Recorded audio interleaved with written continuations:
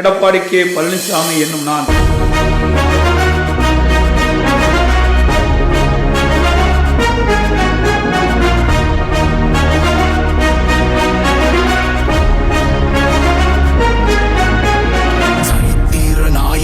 சாமானிய நாயகன், தமிழக தாய மீட்க உறுதி கொண்ட ஒரு மகன். அடித்தட்ட பார்த்தவன், அரியணையும் பார்த்தவன், புரட்சி தலைவி வழி புலியனவே நடந்தவன். ஏழ வாழ வாழ வைக்க சீறி வந்த திருமகன், ஏறு கலப்ப புடிச்சு மேல ஏறி வந்த தலைமகன். ஏழ வாழ வாழ வைக்க சீறி வந்த திருமகன், ஏறு கலப்ப புடிச்சு மேல ஏறி வந்த தலைமகன்.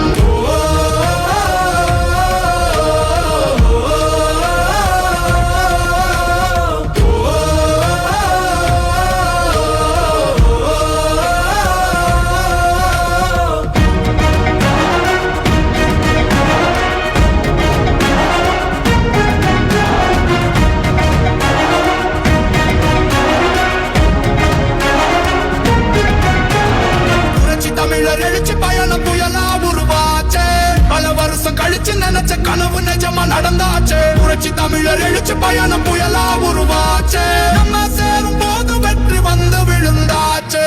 மக்களை காப்போம், தமிழகத்தை மீட்போம்.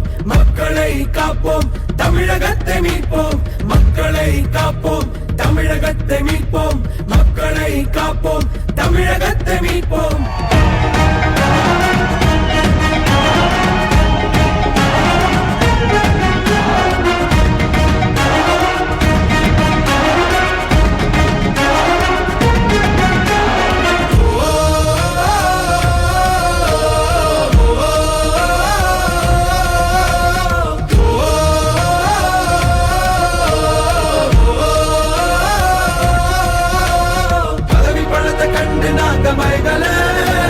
மக்கள் சிரிப்பு தானே இருக்கு மனசுல, வளர்ச்சிய கொடுத்தோமே சுரண்ட நினைக்கல, புரட்சி தலைவரோட தர்மம் மறக்கல.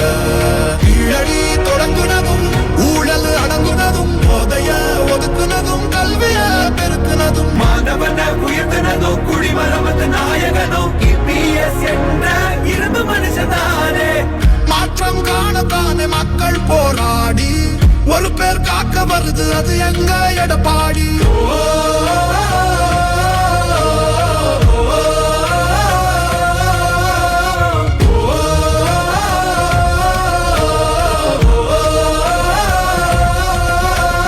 புரட்சி தமிழர் எழுச்சி பயணம் புயலா உருவா. 44 கோடி இந்த அரசாங்கம் ஒதுக்கி இருக்குது. என்ன போய் ஆய்வு செய்வ? எப்படி மக்களை ஏமாற்றி ஒரு அறிவிப்பு வெளியிட்டு சுயக்குழுவை ஆய்வு செய்யலாம். அதுக்கு 44 கோடி ஆட்டை போட ஆரம்பிச்சுட்டாங்க. திமுக ஆட்சி வராது முடிவு கட்டிட்டாங்க. மக்களுடைய செல்வாக்கு இழந்துட்டாங்க.